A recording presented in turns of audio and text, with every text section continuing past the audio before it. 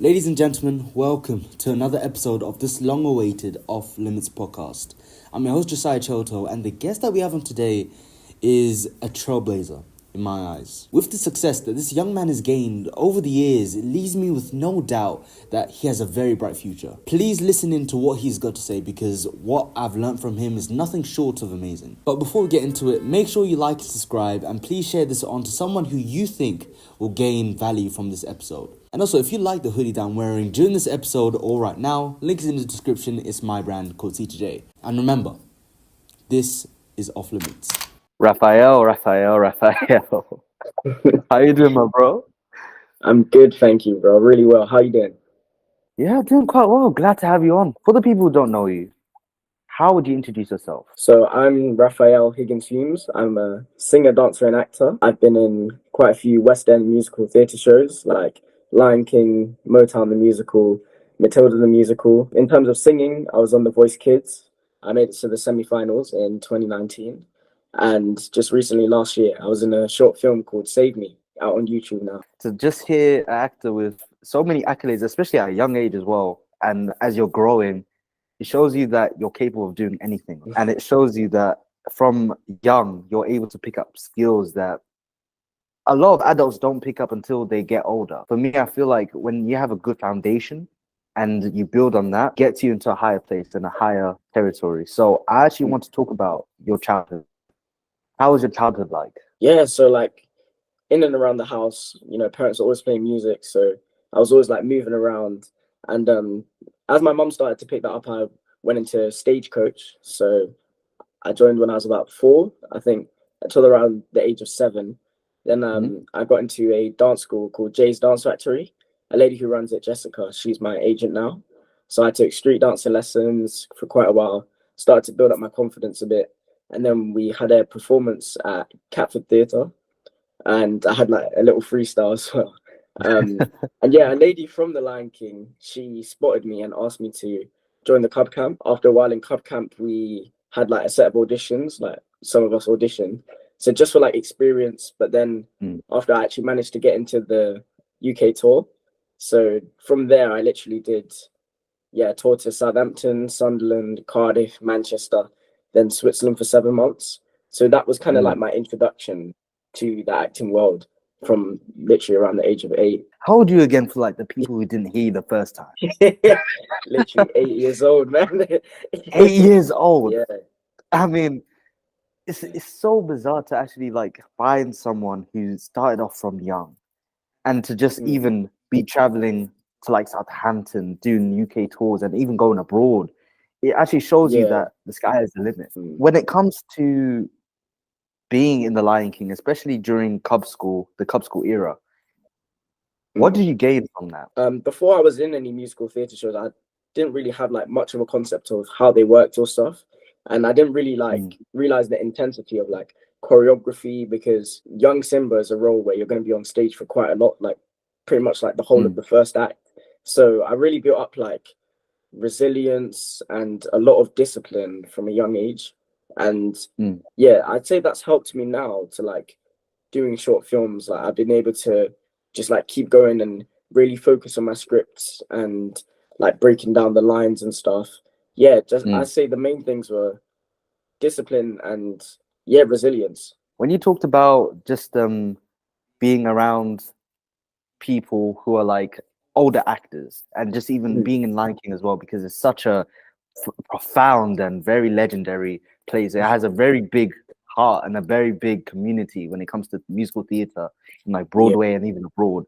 So for you to be around experienced cast members and even just being in different countries and just mingling with other people, how did you find yourself during that time? And as you were acting, how did you find your role? That's a good question, actually. Yeah, I felt like I was kind of like suited for the role. And I felt like I could really express myself playing young Simba and just being on stage in front of like loads of people. Because a lot of people find that they like get quite nervous, but I was able to just like take it within my stride and just express myself through it. And I really learned a lot from like the older actors like the guy who played Mufasa, and like all of the ensemble, like just through conversations, because a lot of them were like young actors like myself at the time as well, and then progressed through to being adults. But yeah, I just say I got a lot of good advice from them, and yeah, I just learned really foundational skills. So from Lion King, you progressed to... So from the UK tour, I progressed to the West End theatre version. The West End Theatre. Yeah. Oh, around 2016. Yeah. So, and how old were you like during that time and during that season? By then, I believe I was 9. Yeah. 9. Because I think I did the show for 6 months or maybe a bit longer, and then towards the end of it, I had auditions for Motown the musical. So I was like auditioning for that and like doing rehearsals as well as going on stage with the Lion King. And then eventually, once I got in, there was a slow period where the Motown rehearsals increased, and like my days for Lion King were getting shorter.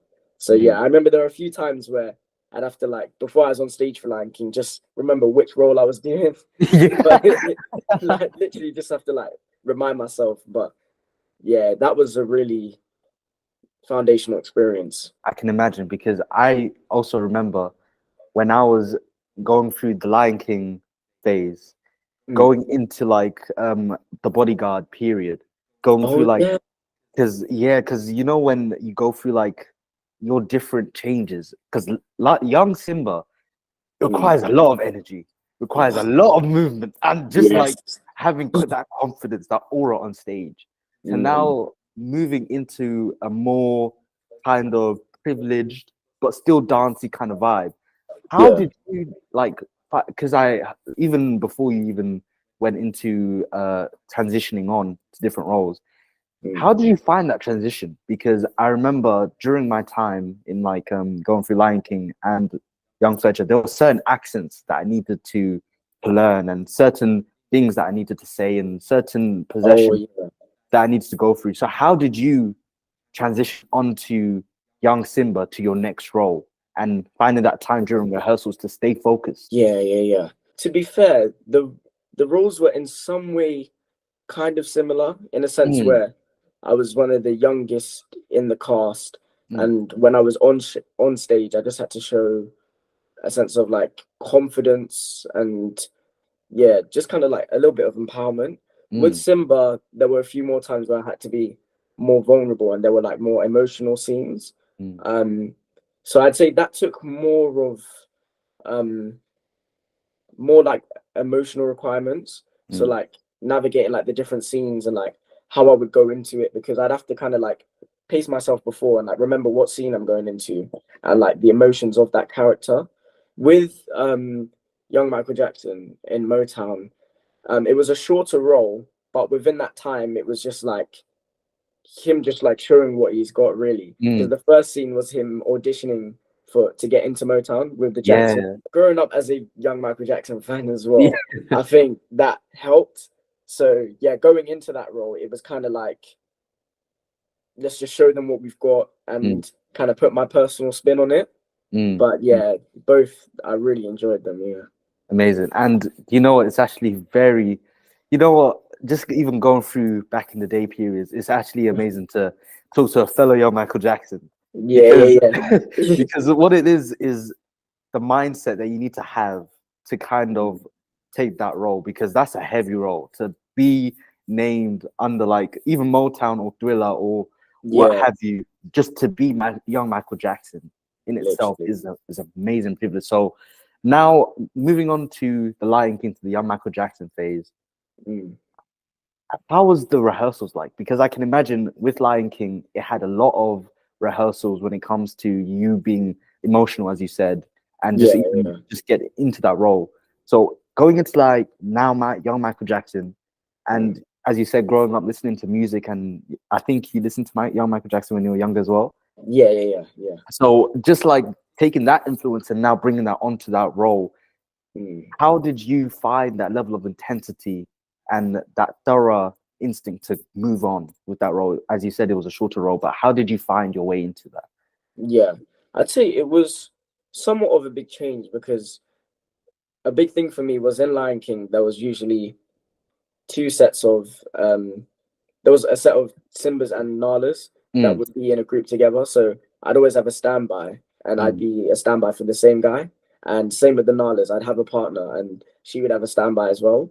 So we would often like just do everything pretty much together, like in a four. So there was kind of like that sense of like community with like kids around your same age. But then with Motown, Michael Jackson was like the only child, literally like in the cast. Like everyone else is older, so I'd only have one other standby for myself, and then it was just us two. But in the earlier stages of rehearsals, it was literally just my mum or dad would take me to rehearsals, and I'd be one-on-one with the choreographer or the director, literally. So, and it was quite intense. I remember my dad would help by recording my rehearsals so that I could watch back, and just having to knock down the moves for the choreography. It was definitely a lot. Just a lot of intensity, because like even though it's a short period of time, it's a big part of the whole Motown story, obviously, because of how big Michael Jackson became. So just having to have loads of rehearsals, not just dance, but also like singing rehearsals, making sure like you're hitting all the notes right and all the right riffs. It was definitely a lot, and also taking the trip up to London as well. It was a lot, to be honest, especially for like a 9-year-old.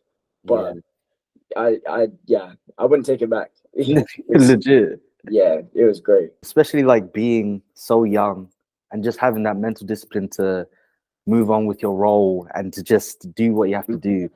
And on top of that, you have like schoolwork, and then you have to like fit in young Michael Jackson training, and just having that mental discipline to dedicate yourself to the role. It says a lot about like how much effort and time goes into it, and the person that needs to take that role, because it takes a lot. So would you say that from young you had to mature quite quickly? I would say so, because I find myself, I ended up finding myself like quite a bit more mature than like some of my peers and my friends. Like once I come back to school, just because I would always be around adults, and being, because it was a job as well, you'd have a certain expectation to like behave a certain way, and I had no problem with that. I just fit right in and like literally do what I could. But I definitely noticed like a lot of independence was built up. But and especially when you talked about like school, when you notice the difference between you and your peers, there's a certain kind of, I would say, respect and boundaries. Like there's certain boundaries that you take as like an actor. And the best thing about like being so young and being in the entertainment industry is the fact that you mature quite quickly. And you learn so much from it, for like life lessons and just being quiet, to be able to just be quiet in rooms and whatnot, and not to be egotistical per se. But so no, it's really good to hear. So from Motown, how long were you in Motown for? How long was the stint? So I was in Motown for about 18 months. 18 months. So okay. I saw 2 sets of cast within the show. Like quite a few members left, I think about like 9 months in, and then a new set of cast came in. And there were like a few changes as well to the show, like small bits of scenes being like cut out, and like songs being slightly changed. But I was in there for quite a long time. I think I was in Motown for the longest out of all the theatre shows that I was in. But it was a dream, literally playing Michael Jackson, of course. I'm telling you. I can imagine. And also, as like someone who's like watching Michael Jackson from young, you take so much inspiration from it, and you'd be like, I want to be like him when I'm older. Yes. And to be able to even do it from like 9 is like, I've achieved what I've always wanted to do from a young age. So, this is like a curious question. When you finished, like, when you did young Michael Jackson, of course, that's to me, a mentor. So when you finished that kind of stint with young Michael Jackson, did you have that kind of question and that kind of fear of what's next for me, per se? I think I somewhat did, because I was there for so long and I really got used to the people around me, even the chaperones as well. Yeah, such a sense of family and getting used to the role and just really embodying the role Mm. and knowing how to take it and like make it myself really. Mm. Yeah, as it came to a close, I think there was a small gap between Motown and then when I went into Matilda. Mhm. But as I was auditioning for more stuff, it was like keeping myself busy. So I Mm. didn't do too much. But yeah, it was definitely a big thing as it came to a close. And I did kind of have the sense of like what's next for me. But Mm. I just kind of left it to God and, just for whatever's next is next. And even if I don't know it yet, like I'm Mm. sure there'll be something. True. How deep is your connection with God? Because I've realized as I went through my stages and my periods of going into different shows and just Yeah. like being able to be quote unquote different from like my peers, Mm. how important is your relationship with God as well as you going to your next stages or like going through different periods? Yeah. So as I've grown up in a Christian home, it's always literally been like number one, Mm. from a very young age. And yeah, I just kind of took that with me wherever I went.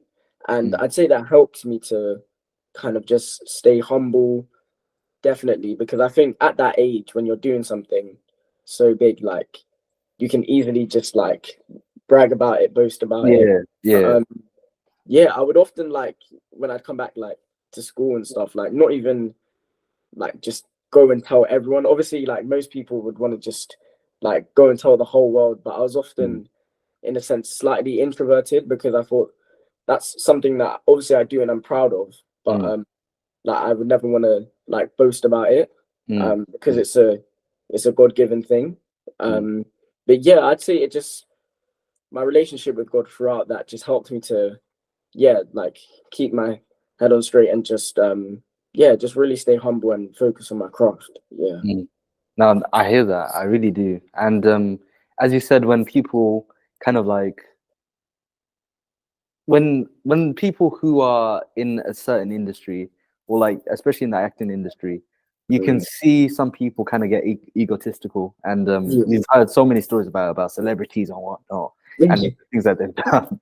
But I think as someone who started off from so young, you kind of have this responsibility to kind of hold your name a little bit, to Yes. kind of like hold your responsibilities to yourself. Yeah. So when did people ever find out about like what you did, and when they did, how did you handle that situation, or how did you come across it?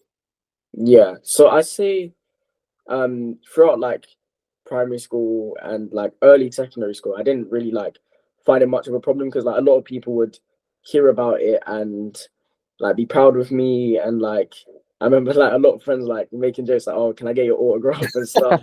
Yeah. But Yeah. yeah, and when anytime a teacher would find out, they'd Mm. like literally just ask so many questions, and then Yeah. that would like also make me want to be on like my best behavior in school because I hated disappointing teachers that knew Yeah. what I was doing outside of school.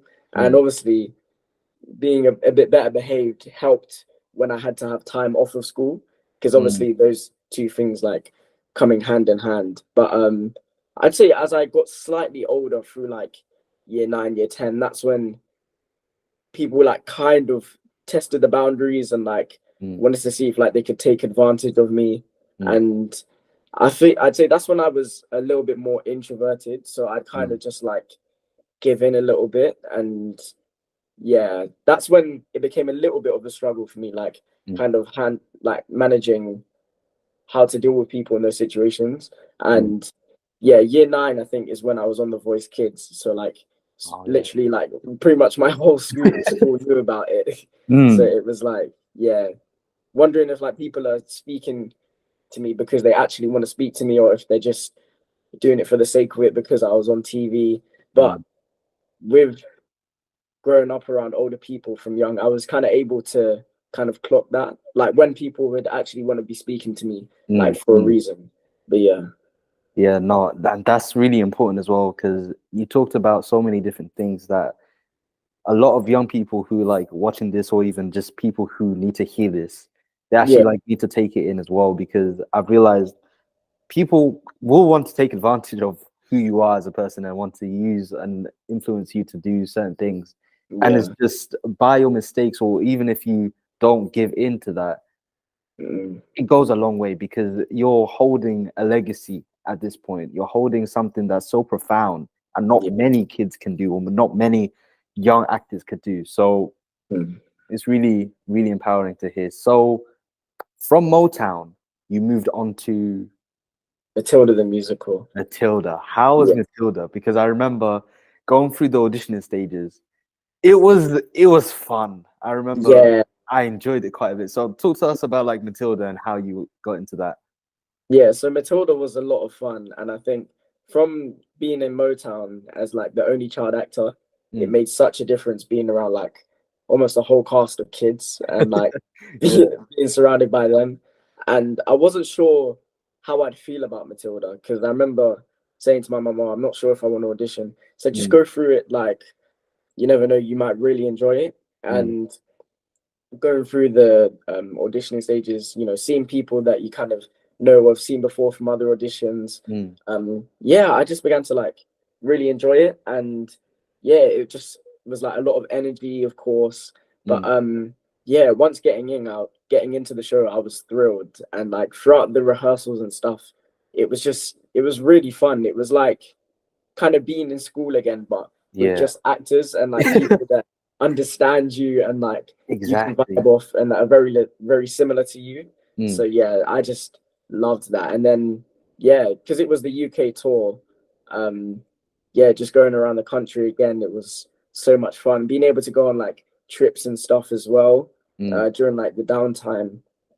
It was such a good experience, man. Exactly. And you know what, when you talked about like being around kids who are actors but your age, to me that was like heaven, because I was like I was literally like, finally people I can actually relate to. Little do you know, like those people actually like kind of help you out a little bit when it comes to being like-minded, and just like all of you guys are actually on the same road to be the greatest. And I feel like as a kid, it gives you that excitement, it gives you that energy of like, okay, finally I have people who are near me and competing with me. And as a kid who's like so built into their craft, and someone who wants to do well for themselves, being around like-minded individuals and like-minded actors, it gives you that sense of kind of relief a little bit, like I'm not the only one on this road. How was Matilda for you, like when it comes to being from into Lion King, which was foundationally and basically set on young Simba as like one of the main actors in the play, then moving on to young Michael Jackson being basically the structure, the brick that built the whole foundation of Motown in that play, to now being in Matilda, where it's like you're now in a group, you're kind of like shunned away a little bit from the leadership kind of role. How did you grow into that, and how did you kind of grow into that field? Because being in young Michael Jackson, and even just being as a Fletcher, or just even being a young Simba, it teaches you so much about being a leader, gives you confidence about being on stage and being yourself. Now, as a whole quadruple, a whole group of people, how did you grow into that? So I'd say those two big roles from before kind of prepared me for the role of Bruce in Matilda. So like Bruce has like a bit of a section where he has like a solo and stuff, and like a little dance routine. So even though he's within a group, he kind of like has his moment, and like I was able to just embrace myself within that moment, and I just knew how to take to the crowd with like a lot of confidence and everything because of those roles before. And in terms of being just like in such a big group setting, like on stage, I'd say it was just fun. Like I didn't really think, oh, I'm not gonna have as much time to shine, like I'm not as important. I was just able to really like embrace everyone else. For me, it was just really enjoyable, just being on stage with other people. I loved it. No, definitely. From Matilda, now we move on to Caroline or Change. Caroline or Change. My goodness gracious me. And Yeah. and do you know what year was Caroline or Change? I thought it was 2018. 2018. Oh yes, yes, Yeah. it was 2018. I finished Matilda, I think, early 2018. Yeah. So the role that you played in Caroline or Change, Joe, how did you find that role, and how did you kind of pioneer yourself into that kind of leadership role again? Because Yeah. Joe is one of the characters that you need that energy. You need that kind of young spirit again. So coming from Matilda and bringing out that inner leadership and inner enthusiastic side of yourself, how did you find that? Yeah, so I think I was probably around 12 or 13 by this point. So I had, a lot of built up experience from the other shows, kind of knacked my confidence, just knew how to really embrace myself on stage. And it was nice to vibe off of the brother as well. That was in the Jackie, show. yeah. It was just really nice. And then being able to downplay it on the emotional scenes, like it wasn't too much of a struggle for me, just like because of the previous experience. But I just love the flow of like the story and everything, and working with the actors as well, all the choreography and the singing. It was just, it was a lot of fun. Slightly different to Matilda in terms of like the amount of kids on stage as well, energy levels. It was probably like the highest intensity in terms of just like rehearsals and everything. But then transitioning into Caroline or Change, it was nice, more of a laid back role, but also an important role in terms of the story. Yeah. Nah, I hear that quite well as well, because especially with the storyline of a segregated kind of America and being a young mom as well, or like a mom who's looking after 3 kids, and just like going through the process of like segregation, like I said, and being a maid, and just going through that process is kind of a big kind of play in that, so to say. So how did you how do you play into that role? Because you could either become an actor because you find it fun on TV, or you find it as a craft because the storyline and the history behind that role, or just that person in itself. So how did you think the storyline as well as the play itself, how historically embedded were you into that role, or how did you find your way into that role?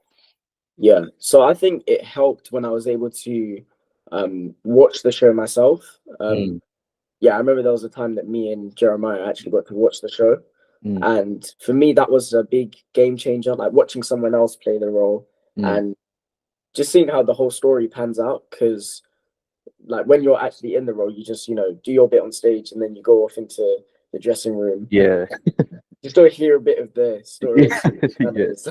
But that was a really big thing for me, being able to watch the show and just see where my character fit into the story.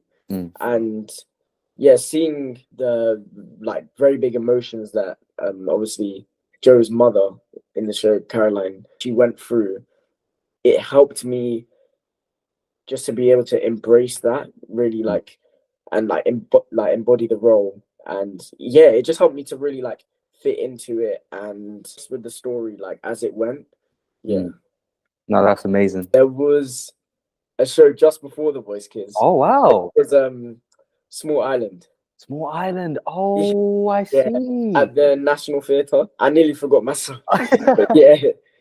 Oh wow, because I remember they did quite a lot of promo for that, and I remember I watched and it was amazing. Like especially, so how did you like get into grips with that? I didn't know that. Wow, that's amazing. I'd almost forgot as well. But it was set up around a Jamaican family. And this role was quite different to the ones that I'd done before. Obviously quite mainstream stories that everyone knew about. But with this role I had a strict father who was like a Christian, and he was like always holding his Bible around and stuff. And so I had to like change from scenes where I was in with the other girl, Hortense, because they were like growing up as friends and stuff, until like when the dad entered the room, it was kind of like that sense of like militancy and like respecting him and like, yeah, just respecting his values and everything. So yeah, a lot of like changes in emotion and everything. Again, learned from a lot from the older cast, and yeah, that was another really good experience where I learned a lot from. Yeah, it was really fun as well. Toning down on that role, it's more like a pastor's son kind of. Even though you respect me, you need to have that kind of military kind of experience yourself because you are my son, and you need to like that kind of thing. So Small Island moving into The Voice Kids. Yeah, so that was Small Island was, I think, my last like theater experience. In 2019. So by that point I was 13, and yeah, as you probably know, as you get to a certain age, you kind of start to get less like theater roles, like as you get older, a bit taller and stuff. But yeah, as I've had a bit of a break now, The Voice Kids comes in. Yeah, just the auditioning phase. First, you just send out like a video of you singing from like home. So when it was at that stage, I just thought, oh, okay, well, you know, like, it's such a big show. There's like literally over like 10,000 kids that send in clips. So I'm like, okay, let me just do this, you know, show them what I've got. And then I believe I got asked to send another video. So I was like, okay, that's some improvement. So let me just do that again. Send that off. Got asked to come in for an audition at one of the ITV studios. So I was like, okay, wow, this is like really coming into place. And literally through every stage, my mum would always say to me, if you don't make it through to the next stage, just use this as experience because you're still learning good skills and stuff. So yeah, I always took that on mind. Did the in-person audition, felt like it went well. And then I got asked to do another in-person audition. Wow. Yeah, ballad. I did When I Was Your Man by Bruno Mars. And I also sang Fine China by Chris Brown. Oh wow. Very two very like different kind of songs. I did that on purpose to like show my strengths. Kind of I can do a slow song and an upbeat song. And my brother kind of helped me like plan that out. Just like how I'd sing it and like the dance moves that I do with it as well. And then I believe it was from there that I found out that I'd have a TV audition. Like I would actually make it onto the show. And for me, that was surreal because I'd always watched like X Factor, like Britain's Got Talent, Voice, and like just like being able to watch other people on the show and everything, and then realizing I'm gonna be in that situation.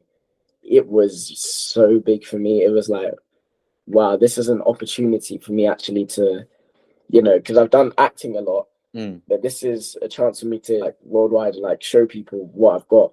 So yeah, I was just like really excited. Like, I didn't know how things would work, and then it was a lot of trips to Manchester. Oh yeah, because that's where the blind auditions were.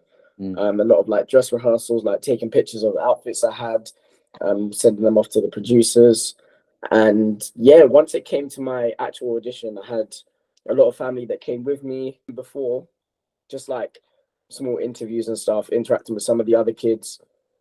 And I kind of just wanted to like get out there, do the audition, because that would happen like for like quite a few days. I'd have to like wear the same outfit and stuff, go to hair and makeup and whatever. But yeah, I just remember once it came to the day of the audition, it was surreal. It was like, wow, this is the moment where like this is it really. I've got to do everything I can just to put myself out there. And I remember I took my steps onto the stage, holding my mic, and then and like just because before in all the other theatre shows, it was like I was always playing a role, like someone else, and taking another role and making it myself. But this was a moment for me to just come as Raphael and just give it my all as myself. And yeah, as soon as I hear the music, it's like I start to feel good, start singing, and it's all going well, and like I can hear the crowd and everything. And like obviously the four chairs are like just oh my the opposite way from you, so you're like just singing to them. You can't see them. So I'm trying to just like sing to the crowd and not focus on it too much. And yeah, I just had the mindset of not singing to get a turn, but just singing to show them what I could do. And I remember it like past like halfway through the song, I was thinking, oh, still haven't got a turn. I might not actually get a turn. I might be one of those ones that don't get one. So I was like, oh, okay, just keep going through it. Keep doing the singing as best as I can. Keep busting all the moves and everything. And obviously, because I'm like doing those dance moves, the crowd are like cheering even more. Yeah. So I remember watching it back. Like I can see I am like kind of like wondering like why he can hear so much noise. So that probably like intrigued them a bit as well. And then yeah, like 3/4 into the song, I remember just doing the moves, singing, and then I could see will.i.am turn around, and you can literally, if you watch it back, you can see my face light up. I couldn't contain it. I literally couldn't contain it. I was like, wow, I've got a turn, like I've done it. And I was just happy with one turn, to be honest.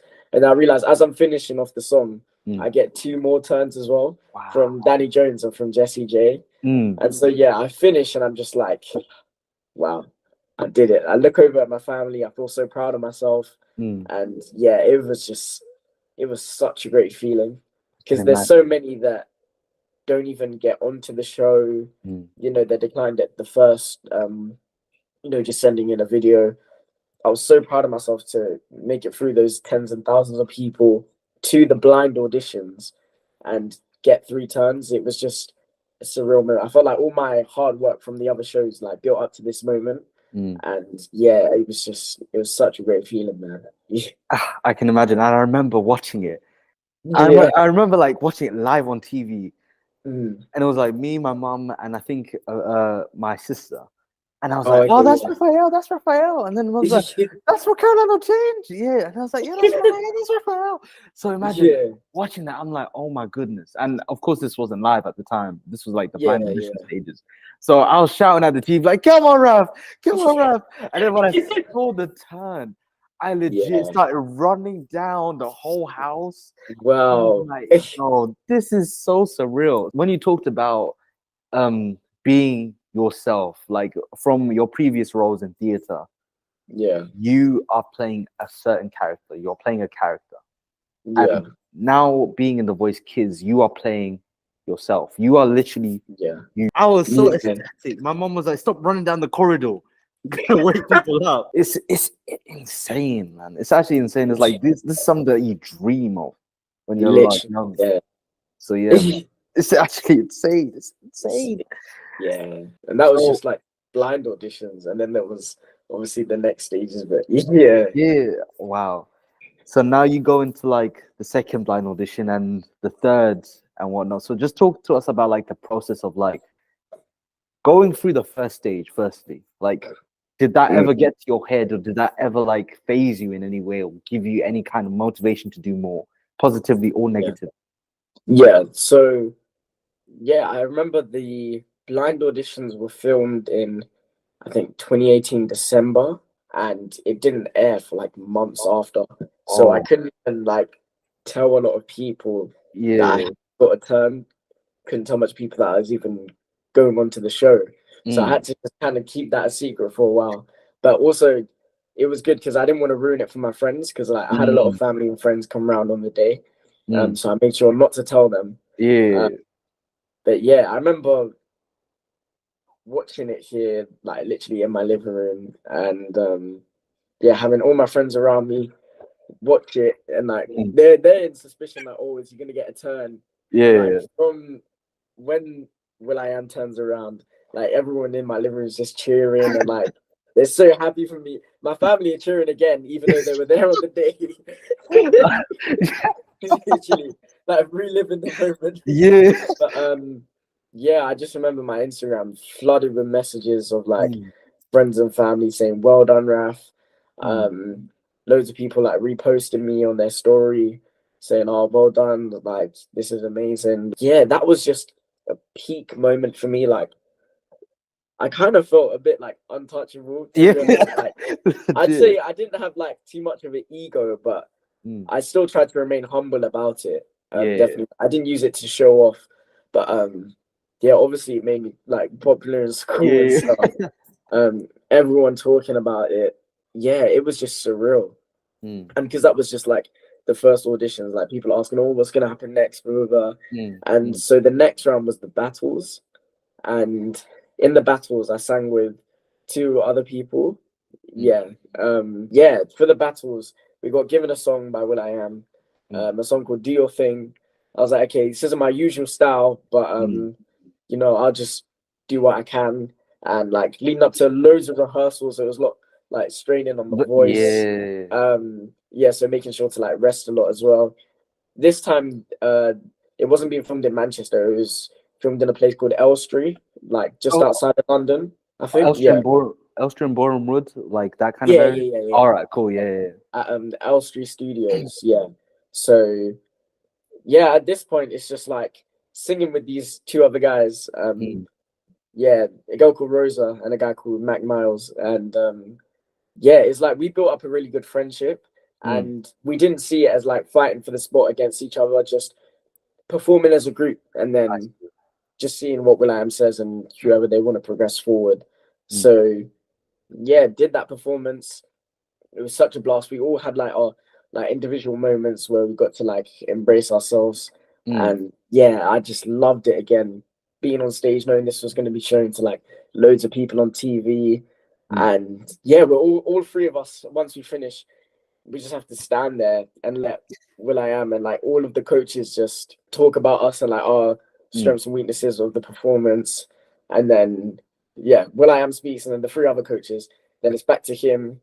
mm, And then he's leading to like who he's going to put forward.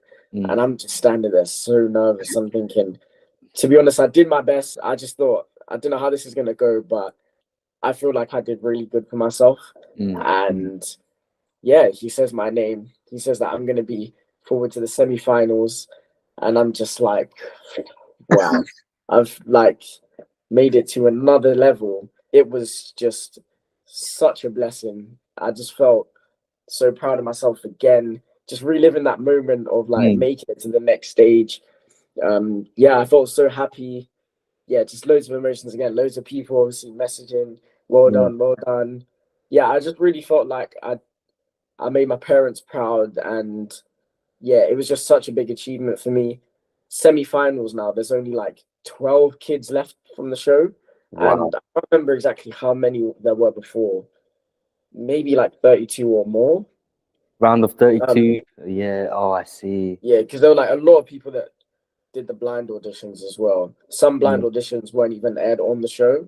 Oh, Um, but yeah, I just thought to myself, like, going from sending that clip alongside 10,000 other kids yeah. and being able to just make it all the way down to where I am, I've got to be doing something right. And, you know, because I'd often like, even though after all of that, going through secondary school, like sometimes I'd have a bit of confidence issues, but Mm. I just have to remind myself, like, I'm not here for no reason. Like, Mm. I've clearly Mm. made it here for a reason, you know. God has blessed me and been able to put me in this situation. Just reminding myself I'm a talented kid, like, you know, and Yeah. yeah, like I should be here. And yeah, so the semi-finals now, I got given the song Uptown Funk by Bruno Mars. Oh my I God. was I was thrilled. I I remember. was I remember that, bro. yeah, at the time I had like a good thousand few views. But yeah, at this point, sorting out my outfit, wore like a yellow jacket and stuff. Oof. Um yeah, just preparing for it. Yeah. I kind of just felt like kind of a superstar. Like it was like wow. And like see my name Oh just like yeah. on the sides and stuff, Raphael. It Mm. was it was great. Like it was such a great experience, different to my previous ones. Yeah, I'm here at this point, done loads of rehearsals, like choreography, singing, and everything. And then I remember I woke up on the day of the performance, Mm. and for some reason, I just felt so sick. Oh. And yeah, literally in the hotel room, and I was like to my mom, I don't know what's going on, but I feel really sick. And like I couldn't even throw up or anything. And then Oh. I was saying I don't know if I'll be able to perform and stuff. Mm. Not a lot of people actually know this. I haven't told a lot of people, yeah. But Mm. yeah, on the day I just said to mom, I feel so sick, and Yeah, she was just like giving me loads of water and like orange juice and like Oh, stuff to like try and help me make like feel a bit better. yeah. And because we knew that there were two other kids from Team Will I Am in the semi-finals as well. Mhm. There was a duo, David and Amani, and a girl, Lil Shan Shan. Mm. And I think my mum was like in conversation with um, Amani, one of the guys from the duo, his dad. Mhm. She was just letting him know that I'm not feeling too well, not Mm. sure what's gonna happen. And then because we all stayed in the hotel, they actually came to like see me in my hotel room, I and see. the guy offered to pray for me, and Oh, that's that was amazing. like a really surreal moment. It was like, wow, like he's willing to just give up his time to like pray for this kid that's kind of like performing against his Yeah. son. Yeah. No. Yeah, so prayed for me. Just had to like pace myself throughout the day, drink lots of water. Slowly started to feel a lot better, less of a Mm. headache, less of a bellyache. And yeah, I just thought, you know what, all I can do is like my best. So Mm. feeling a lot better by that point later on in the day, getting ready to perform, starting up like higher up on the stage, not just starting like in the usual spot, and then I Yeah. like go down the stairs. Mm. Yeah, and as well I am was talking me through, you're saying like, not sure if anyone else has done this on The Voice before, but I think this will be good for your performance. And like, yeah, and doing that performance was definitely one of my favorite ones because I Mm. liked the song. I used to listen to the song like every day when it first came out. Yeah. So I was like, wow, this is my moment, being able to Yeah. put them cool moves and stuff.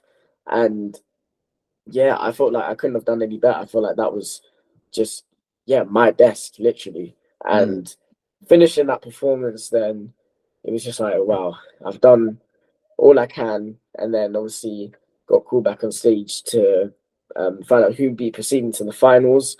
Mm. I had mixed emotions because I thought, you know what, if I make it through, then that's another great achievement. But if not, I've made it this far.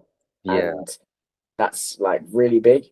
And Mm. then when I'm announced that Lil Shanshan will be going through to the finals, and it was like, oh, okay, this Mm. is where it ends. But I've made a name for myself and I've done really well. And my mum after, she said, I know you're upset, but you did so well and you made so Yeah. many proud. Mm. And honestly, I was okay with that. I feel like all three performances I gave my best, and I just love the experience of everything, meeting the other kids and being able to train my voice to a good level as well.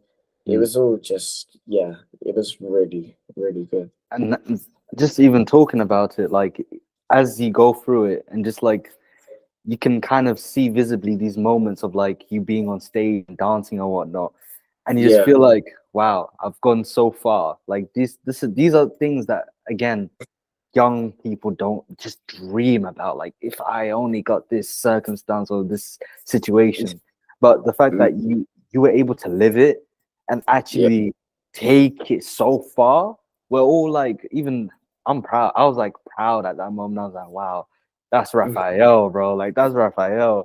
So yeah, imagine. So it's just like, again, I just want to point out some things as well. So especially when you're being mentored by Will I Am. Now, yeah, we all know Will I Am as a very, very, very highly like represented person in the music scene, being in the Black yeah, Eyed Peas and just even being in The Voice previously, and just to even mentor you, you know that that's a certain type of mentality and certain individual who knows this stuff about music.